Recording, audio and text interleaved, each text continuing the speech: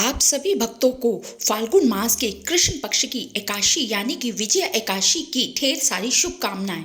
तो भक्तों, आज के इस वीडियो में हम बात करने वाले हैं विजया एकादशी की, जो कि फाल्गुन महीने की कृष्ण पक्ष की एकादशी को होगी। और इस बार तो 2025 में विजया एकादशी 2 दिन पड़ने के कारण लोग कंफ्यूज की स्थिति में हैं। इस वीडियो को देखकर सब लोग कंफ्यूजन को दूर कर सके। यह वीडियो सरल और आसान भाषा में बनाकर आपके सामने ले आई हूँ। आप लोग इस वीडियो को अंत तक जरूर देखिए। भक्तों, साल में 24 एकादशियां तिथियां पड़ती हैं और जब अधिक माह लगता है तो एकादशी की संख्या बढ़कर 26 हो जाती है।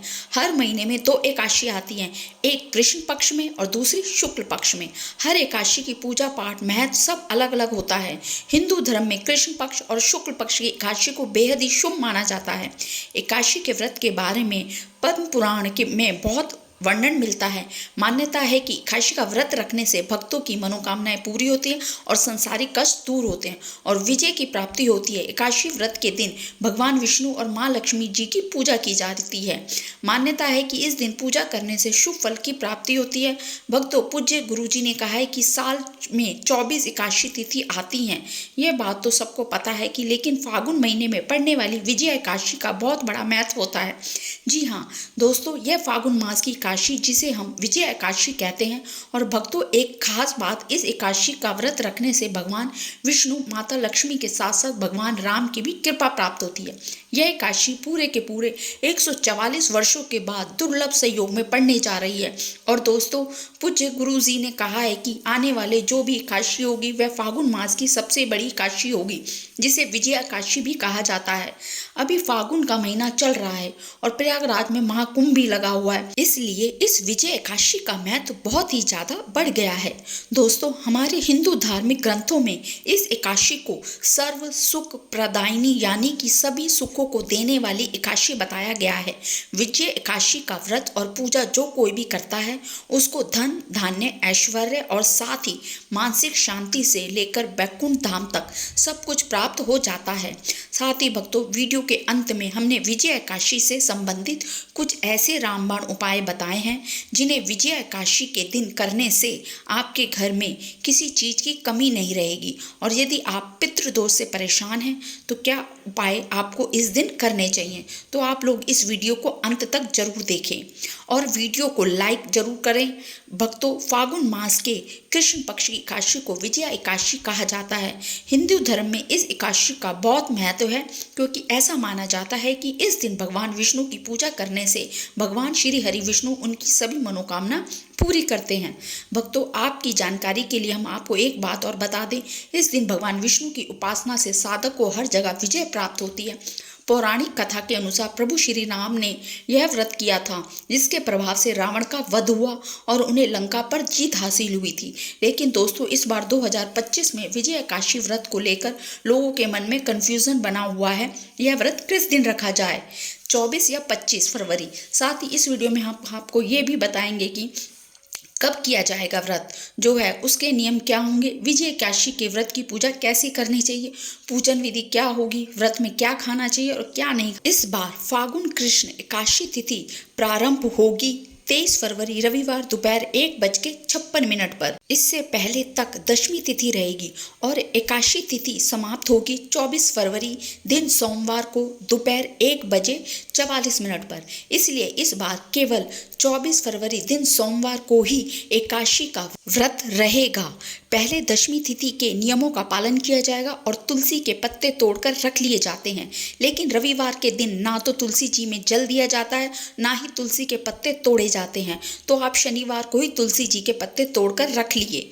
24 फरवरी सोमवार को ब्रह्म मुहूर्त का समय रहेगा 5:19 से सुबह 6:07 तक सूर्य उदय होगा। सुबह 6:56 पर सूर्य अस्त, शाम 6:23 पर प्रातः काला पूजा मुहूर्त सुबह 5:36 से 6:51 तक रहेगा। शाम की पूजा मुहूर्त शाम 6:18 से 7:33 तक रहेगा। इस बार सिद्ध योग भी इस दिन बन रहा है। सिद्ध योग सुबह 10:05 तक रहेगा।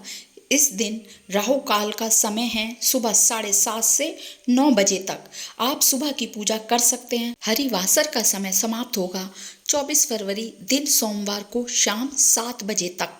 ध्यान रखिएगा, सोमवार को दोपहर 12:47 से ही हरिवासर का समय भी प्रारंभ हो जाएगा और शाम 7 बजे तक रहेगा। और जो लोग हरिवासर के समय व्रत खोलते हैं उनके द्वारा रखे गए समस्त एकादशी व्रतों का पुण्य नष्ट हो जाता है।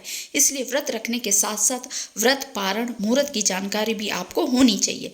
इस बार विजय एकादशी व्रत का पारण किया जाएगा, यानी व्रत खोला जाएगा 25 फरवरी मंगलवार को सुबह 6:56 से 9:08 के बीच में। पौराणिक कथाओं के अनुसार लंका पर जीत प्राप्त करने से पहले भगवान श्री राम ने भी विजय एकादशी का व्रत किया था। इसलिए इस एकादशी को विजय प्राप्ति दिलाने वाला व्रत भी माना जाता है। विजय एकादशी के व्रत से शत्रुओं और विरोधियों का नाश होता है। और सभी एकादशी की तरह इस बार भी विजय एकादशी पर आप भगवान विष्णु की पूजा पूर्ण श्रद्धा और निष्ठा के साथ करें। इस दिन अगर संभव हो तो अन्न और जल दोनों का सेवन ना करें। जल और अन्न के बिना नहीं रह सकते, फलाहार कर सकते हैं और जल भी पी सकते हैं। बालक, वृद्ध या रोगियों का व्रत नहीं रखना चाहिए। इस दिन ना तो चावल बनाएं और ना ही चावल का सेवन करें। किसी भी तरह से झूठ ना बोले, हिंसा ना करें, मन, वचन और कर्म से किसी को परेशान ना करें, किसी भी तरह का नशा इत्यादि ना करें। ब्रह्मचर्य का पालन करने के अलावा किसी भी गरीब या जरूरतमंद व्यक्ति को इस दिन भोजन कराएं। इस तरह जो भी साधक इस एकादशी का व्रत विधि विधान और सच्चे मन से करता है वह भगवान विष्णु की कृपा पात्र बन जाता है। अगर व्रत रखना संभव ना हो तो एकादशी के कुछ अनिवार्य नियमों का पालन करते हुए आपको सुबह और शाम विधि विधान से पूजा करने के अलावा कथा का श्रवण भी कर सकते हैं।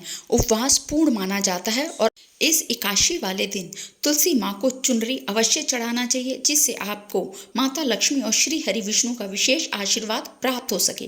वहीं दोस्तों, कई सारे लोग अक्सर जाने अनजाने में तुलसी के पौधे से जुड़ी कई गलतियां कर देते हैं, जिसका कि उन्हें दुष्परिणाम भी भुगतना पड़ता है।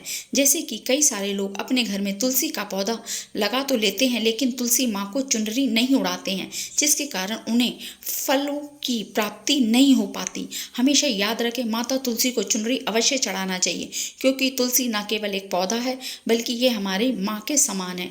घरों में तुलसी को चुनरी उड़ाकर रखा जाता है, लेकिन इसका ध्यान कुछ लोग ही रखते हैं। इस दिन ब्रह्म मुहूर्त में उठकर तुलसी में 1 रुपए का सिक्का नए लाल रंग के वस्त्र में बांधकर तुलसी के गमले में गाड़ दें। ऐसा करने से आपके घर में धन समृद्धि का आगमन होने लगता है। धन आने के नए नए मार्ग प्रशस्त होते जाते हैं और घर में से गरीबी और दर्द खत्म होना शुरू हो जाते हैं, क्योंकि तुलसी माँ को लक्ष्मी माँ का वरदान मिला हुआ है। इसलिए धन की देवी माँ लक्ष्मी आपके घर में कृपा बरसाना शुरू कर देती है। वीडियो अच्छी लगे तो लाइक करें, कमेंट में ओम नमो नारायण, जय लक्ष्मी माँ, जय तुलसी माँ ज़रूर लिखें। चैनल को सब्सक्राइब करें।